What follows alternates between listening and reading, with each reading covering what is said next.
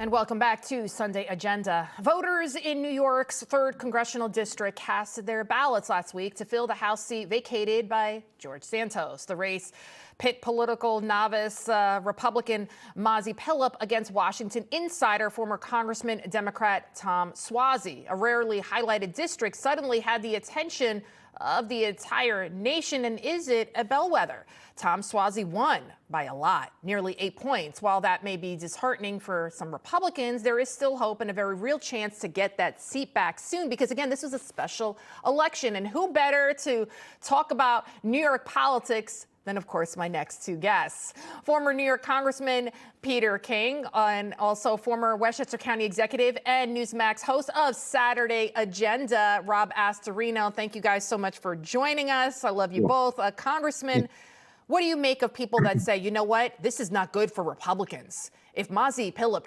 can't beat Tom Suozzi, then this is a bellwether for all the Republicans, and they need to change their messaging. What do you say to that? No, I disagree. First of all, let me give Tom Suozzi credit. I disagreed with him strongly that he ran as a Republican. He was smart enough to move toward the Senate. And if you just read his lines, they were very different from what he said in the past, but they sounded like a strong partisan Republican as far as border security, as far as law and order, crime, security, all of that.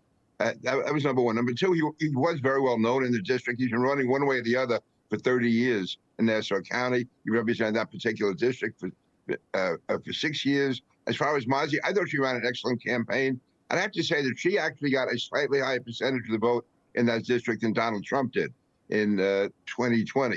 But having said all that, and again, I stand by her completely. I think going forward, it's going to be different. The reason it's not a bellwether, this is a presidential election coming up. This was a special election. There was, I think, in November, when the national issues are more out there, when Joe Biden is the candidate for the Democrats, we could see what we saw in 2022, when we got actually a strong vote out in Nassau County because the focus then was on Kathy Hochul, was on Joe Biden, and we took all 4 congressional seats on Long Island, plus 4 state Senate seats. So, no, it's not a bellwether, but it is a reminder of Republicans. They can't take it for granted, and we have to be careful of watching Democrats sneaking up on us by running as Republicans under the Democratic label. Rob, what do you say to people that say Mazi was wishy-washy? You know, and the fact that she didn't have President Trump's support, that she wasn't MAGA, that hurt her. What do you say to that? Well, first off, I agree with just about everything Pete said. There's an old saying, though, you can't beat somebody with nobody. And I'm not taking away from Mazi Pilip. What I'm saying is Tom Suozzi was the best, the ultimate candidate the Democrats could run there. He had the seat for 6 years. He was so well known. He came in with such a high name ID. In fact, if you Google Tom Suozzi, one of the questions comes up, is Tom Suozzi a Republican? Because he sounded like a Republican the entire campaign. He was smart enough to outsmart her basically on the border. On Israel, he was just as good or perceived as good. On bail reform. And he ran for governor, too, against Hochul and the establishment, the left-wingers, the crazies in New York. So he wasn't perceived as a far-left candidate. And unfortunately for her, she had only been in office for 2 years, so nobody really knew her. And in a very condensed special election of only 8 weeks, it wasn't enough time. Now, that could change if she runs again and is the candidate, and petitions are going to be out in a couple of weeks.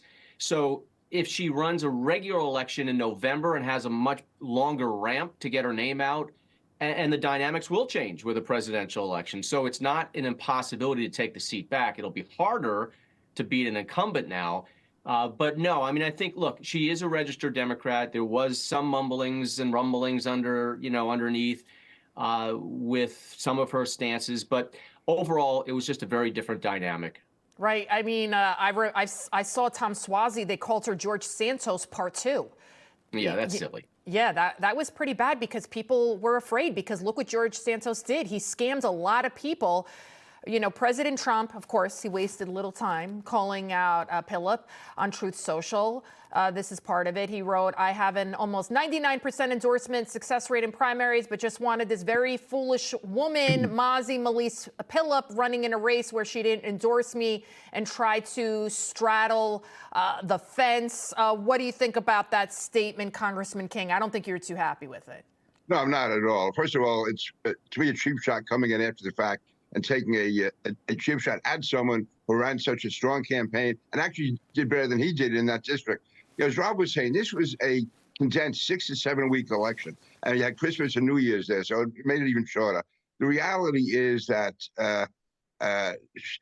this was not an election about Donald Trump. I mean, she had to focus on law enforcement, on the border, security. Those are the issues, and you can't be raising 10 different issues. And also, to be honest with you, Donald Trump is a mixed blessing in that district. It's one thing if you're talking about a full campaign, but in a condensed campaign like this, make it about Donald Trump, I think would have been a mistake. She said that if he's the nominee, she'll endorse him. She wasn't critical of him at all. And again, he's trying to make it all about himself. He'd be smart if he reached out, congratulated her on running the race, and say, I'm sure we're going to see more of you in the future. It was not about him. He's trying to make it about him, and it wasn't. It was about the specific local issues, which had a national dimension to them, and bringing up Trump one way or the other in that short campaign would have, I think, rebounded against her. But she was not critical of him at all. Well, there's been... and Lydia, this is a very mixed district. It won. Joe Biden won it by 8 points, and then Santos won it by 8. So it swung all over the place. But you've got Queens, which is an urban city district, and then you've got Nassau, which is a suburban. It is not, as Pete said, this is not MAGA country. This is not Oklahoma. This is New York's third. So you got to play it differently. Well, before I let you guys go, I have to talk about someone who clearly has a disdain for President Trump, and that's Fani Willis, Nathan Wade, her boyfriend, testifying, in court. And this whole exchange, it kind of went viral for this reason. Let's take a look at it. Did you go to a cabin with Miss Willis ever? Ever? Ever.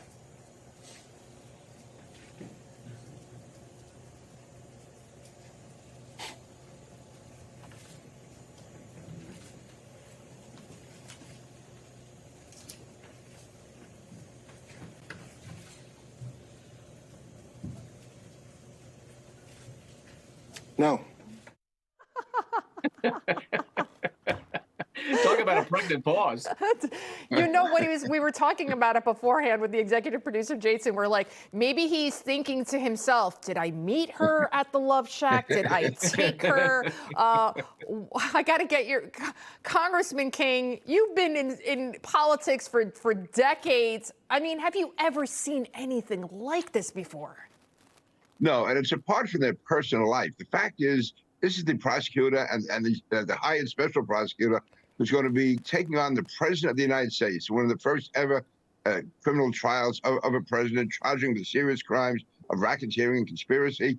And to have this going on where she's paid him $600,000, if this were anybody else, I mean, she is, on the face of it, guilty of taking kickback money because she cannot.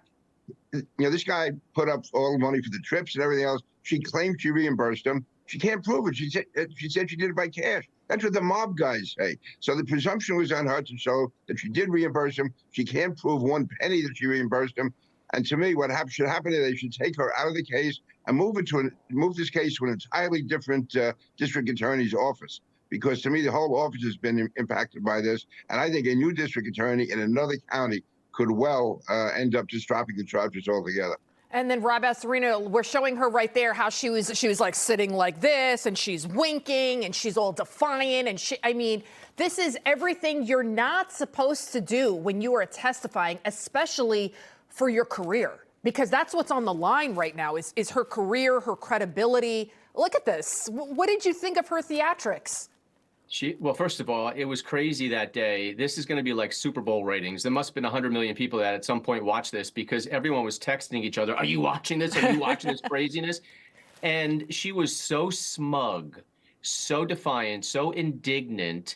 And she acted like she was the judge in there. And by the way, I think he should have had a little more control. But anyway, I think she just dug herself a very big hole. And look, if I'm the judge, and it's tough because he's the county judge dealing with the county's DA, they're colleagues, they're going to see each other a lot.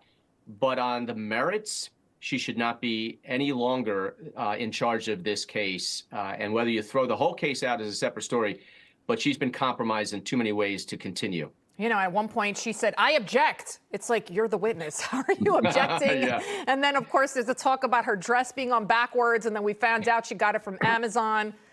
You can't make this stuff up. With All right. cash. What? With cash. Lots of cash in the nightstand. All right, Congressman King, Rob Astorino, thank you so much. Thank you. Absolutely. Thanks, Rob.